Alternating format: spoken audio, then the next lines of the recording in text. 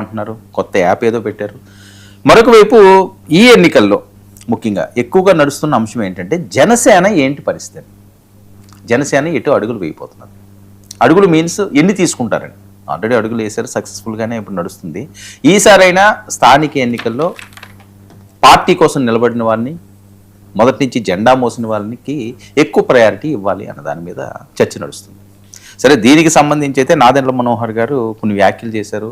దాని మీద సోషల్ మీడియాలో విపరీతంగా ట్రోల్స్ వస్తున్నాయి. కొంతమంది ప్లస్ ఉంటాయి, కొంతమంది మైనస్ ఉంటాయి. కానీ చాలామంది ఈ రకంగా మాట్లాడుతున్నారు ఏంటి అని చెప్పి జరుగుతున్న చర్చ నేపథ్యం. నాదెండ్ల గారు మాట్లాడడం వెనుకున్న ఆంతర్యం ఏంటి, అసలు నాదెండ్ల గారు ఏం మాట్లాడారు, ఇది ఏ రకంగా రిసీవ్ చేసుకుంటున్నారు జనసేన నాయకులు, వాళ్ళకి ఏం అర్థం అవుతుంది ఇందులో. ఒకసారి నాదెండ్ల గారు బయట ప్లే చేయండి. పవన్ కళ్యాణ్ గారు రాష్ట్ర ప్రజలను దృష్టిలో పెట్టుకుని సార్వత్రిక ఎన్నికలప్పుడు అవసరమైతే మనం తగ్గుదాం, ఏ ప్రాంతాల్లో మన అభ్యర్థులు ఉన్నారో పార్లమెంట్లో కానివ్వండి, శాసనసభలో కానివ్వండి, వాళ్ళందరికీ కూడా పోటీ చేసే అవకాశం ప్రతి ఒక్కరికి ఈ సందర్భంలో కల్పించలేకపోతామేమో. కానీ రాబోయే రోజుల్లో పార్టీని బలోపేతం చేసుకుంటూ ముందుకెళ్దాం. 2024లో జరిగిన ఎన్నికలు మాత్రం ఓటు చీలనివ్వం అనే మాట ఆయన ఇచ్చినందుకు దాన్ని గౌరవించుకుంటూ ఎక్కడ కూడా పొరపాటు లేకుండా ఆయన నిలబడ్డారు.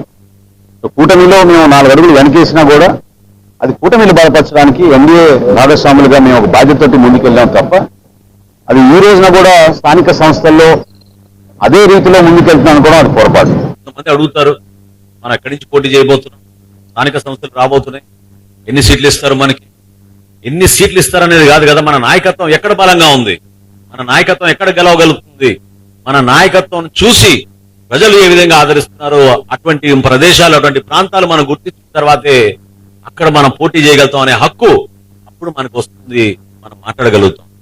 అంతేగాని 4 ఫ్లెక్సీలు కట్టుకుని పేపర్లో 4 అడ్వర్టైజ్మెంట్లు వేసుకున్నంత మాత్రాన మన నాయకత్వం రాదు మనకి. అది మాత్రం మీరు గుర్తుపెట్టుకో. నాదెండ్ల గారి అభిప్రాయం ఏంటంటే 4 ఫ్లెక్సీలు పెట్టుకుండి 4 సార్లు లేకపోతే సీఎం అను ఏదో ఇలాంటివి ఏమన్నా అడుపులు అరిస్తే నాయకత్వం రాదు. ఎందుకంటే 2019లో వాళ్ళు చూశారు కాబట్టి. మరి దీని మీద ఎలాంటి స్పందనలు వస్తున్నాయి, దీన్ని ఏ రకంగా రిసీవ్ చేసుకుంటున్నారు, ఇంతకాలం మేము ఉన్నాం కదా, మాకు మరి ప్రయారిటీ ఇవ్వాలి కదా అని ఆశపడడంలో తప్పలేదు. ప్రతి రాజకీయ పార్టీ ఏం చేస్తారు, సోషల్ సర్వీస్ చేయడానికి ఎవరు ఉండరు, పదవులు తీసుకోవడానికి ఏదైనా వస్తుందని ఆశతోటే చేస్తారు. ఎవరో కొంతమంది ఉంటారేమో, అది అన్ని పార్టీలోనే ఉంటుంది. సరే, పవన్ కళ్యాణ్ గారి అభిమానం మీద ఆ ఎలక్షన్ టైంకి వచ్చి ఎంతో కొంత సర్వీస్ చేసి వెళ్ళిపోయిన వాళ్ళు ఉండొచ్చు. కాక ఆయన ఒక స్టార్ కాబట్టి చాలామంది అభిమానులు ఉంటారు కాబట్టి. కానీ మిగతా వాళ్ళందరూ పరిస్థితి అది కాదు కదా.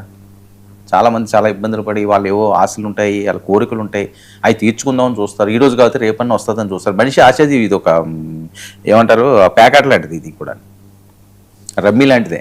ఒకటి పోయిందనుకోండి మళ్ళీ గెలుస్తాం కదా ఎందుకు లేని మళ్ళీ పందెం కడతారు, మళ్ళీ ఇదో వ్యసనం అంతే. ఇది కూడా రాజకీయం కూడా ఒక వ్యసనం లాంటిదే, దానికి కోరికలు ఉంటాయి.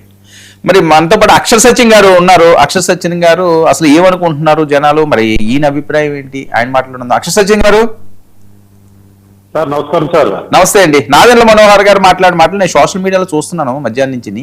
చాలా డిఫరెంట్గా ఏవో కథనాలు వస్తున్నాయి. సో మీరు ఎలా చూస్తారు దీన్ని?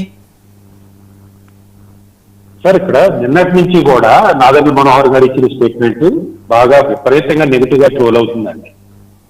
జనసేన నాయకుల్లో కానీ, జనసేన కార్యకర్తల్లో కానీ నైరాశ్యం, నిరాశను కలిగిస్తే వైసీపీ పార్టీ శ్రేణుల్లో కానీ, వైసీపీ అభిమానుల్లో కానీ ఉత్సాహాన్ని ఇచ్చింది. ఎందుకంటే జనసేన ట్రోల్ చేయడానికి మరొక మంచి అవకాశం దొరికిందండి. అసలు దీని బ్యాక్గ్రౌండ్కి వెళ్తే మిగిలిన పార్టీ కార్యకర్తలు వేరండి, జనసేన పార్టీ కార్యకర్తలు వేరు. మిగిలిన పార్టీలో డబ్బులు ఇస్తేనే పని చేస్తారో, ఇక్కడ తన సొంత డబ్బులు పెట్టుకుని మీరు అన్నట్టుగా జనసేన పార్టీ కోసం పనిచేసే వాళ్ళు కొన్ని లక్షల మంది ఉన్నారు. వీళ్ళందరూ కూడా అధికారంలోకి వచ్చిన తర్వాత, సార్ నా వాయిస్ నాకు వస్తుంది, పర్లేదు కదా? మాట్లాడండి ఇప్పుడు అధికారంలోకి వచ్చిన తర్వాత వీళ్ళు ఏమనుకున్నారంటే పవన్ కళ్యాణ్ గారు ఇప్పుడు కనీసం 1 సంవత్సరంలో సీఎం అవుతారు అనుకున్నారు.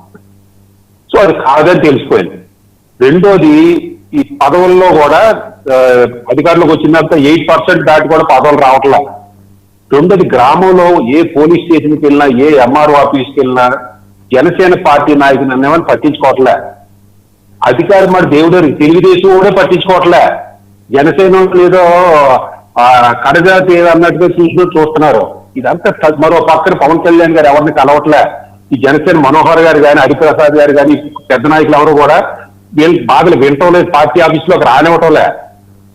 ఈ అన్ని బాధలతోటి నిరాశ నిస్పృహలతో ఉన్న టైంలో అది వైసీపీ యొక్క అతి వల్ల అయితేనే, వైసీపీలో మోర్కట్టు వల్ల అయితేనే పవన్ కళ్యాణ్ గారిని, లేకపోతే పవన్ కళ్యాణ్ గారి సంబంధిత కొన్ని సామాజిక వర్గాన్ని విపరీతంగా టార్గెట్ చేసి ట్రోల్ చేయడంతో జనసేనలో ఉన్న అందరూ కూడా యాక్టివేట్ అయిపోయారండి. ఒక ఉత్సాహం వచ్చింది, సరికొత్త ఉత్సాహం. దానికి తోడు కమిటీలు వేస్తున్నారు, పగడ్బందీగా వేస్తున్నారు, అందరికీ న్యాయం జరుగుతుంది. ఈ పవన్ కళ్యాణ్ గారు చుట్టూ ఉన్న వాళ్ళు అర్థం లేకుండా పవన్ కళ్యాణ్ గారి ద్వారా వస్తుందని ఉత్సాహం అయిన సమయంలో నాదెండ్ల మనోహర్ నిన్న స్టేట్మెంట్ ఇచ్చి, అరే పార్టీ డెవలప్ అవుతున్నదన్న సందర్భంలో మళ్ళీ నీళ్లు చల్లుతున్నారు. ఈ గత 10 సంవత్సరాల నుంచి నాదెండ్ల మనోహర్ గారు ఇలాగే పార్టీ నీరు కట్టేస్తున్నారు, పార్టీని ఎదగనివ్వడం లేదు. ఆయన ఎందుకు ఎదగనివ్వరండి? కాదు, అప్పుడు ఆయన ఎదగనివ్వడానికి ఏముంటుంది? పవన్ కళ్యాణ్ గారు సార్ నన్ను చెప్పనివ్వండి అని ఈ జనసేన నాయకులు కానీ, నా మాట కాదండి, జనసేన నాయకులు కానీ, జనసేన పార్టీ కేటర్ కానీ భావిస్తుంది. ఇప్పుడు ఎందుకంటే సార్ ఏ పార్టీ నాయకుడైనా సరే, ఇప్పుడు మన అమ్మాయి ఉందండి, పెళ్లి చేద్దాం అన్నప్పుడు మా అమ్మాయి బాగోదండి, మా అమ్మాయి నల్లగా ఉంటుందండి, భర్తను కొడతాదండి, అత్తమామను పుడుతుందండి అంటే ఎవడన్నా పెళ్లి చేసుకుంటాడా? అలాగే పార్టీలో బలం ఉన్నా లేకపోయినా పైకి చెప్పుకున్న 4 గోళ్ల మధ్య చెప్పుకోండి, కానీ బయటికి చెప్పినప్పుడు మా పార్టీ భిన్నంగా చెప్పుకోవాలి, మా పార్టీకి ఎంత బలం ఉంది, అంత బలం ఉంది. ఇది అధికారంలోకి వచ్చిన తర్వాత ఇది అసలు పొత్తు లేకుండానే ఒక 80 సీట్లలో మేము గట్టిగా పోటీ ఇవ్వగలం. పొత్తు వచ్చిన ఇంకా బలం పెరిగింది. మాకెంత ఇవ్వాలని political affairs committee chairman Nadendla Manohar గారు లాంటి పెద్దలు అనాలి, కానీ మా పార్టీ బలం లేదు. ఇంకా 12 సంవత్సరాలు బలం లేకపోతే ఎట్లా సార్? ఇప్పుడు 2024లో 14% వచ్చింది సార్, 24-23 సీట్లు. అంటే ఇప్పుడు 15% అని ఆంధ్రజ్యోతిలో వచ్చింది. ఆంధ్రజ్యోతి భారత రాజ్యాంగం లాంటి పాలిటిక్స్ ఏపీకి వాళ్ళు ఏం చెప్తే జరుగుతుంది అని నమ్ముతున్నారు, నేనంటాం కాదండి. అంటే 15% అంటే 2 years లో 1% పెరిగిందా? అంటే జనసేన పార్టీ సంవత్సరానికి 0.5% పెరుగుతుందా? ఇలాగైతే 30% రావడానికి 30 years పడతా సార్. పార్టీ పెరగలేదా అంటే ఏంటంటే తర్వాత ఎక్కడ బలం ఉంటే అక్కడ పోటీ చేస్తారా? ఒంటరిగా పోటీ చేసేప్పుడు ఎక్కడ బలం ఉంటే అక్కడ పోటీ చేస్తారు. ఓకే, పొత్తులో ఉన్నప్పుడు ఎక్కడ బలం ఉంటే అక్కడ పోటీ చేయడం ఏంటారు? అక్కడ పొత్తులు అంటే అర్థం ఏంటో తెలుసా సార్? ఇప్పుడు తెలుగుదేశానికి బలం లేకపోవడం, కొన్ని చోట్ల బలం లేకపోవడం వల్లే మనతో పొత్తు పెట్టుకుంది, మన మీద ప్రేమతో కాదండి. అలాగే పవన్ కళ్యాణ్ గారు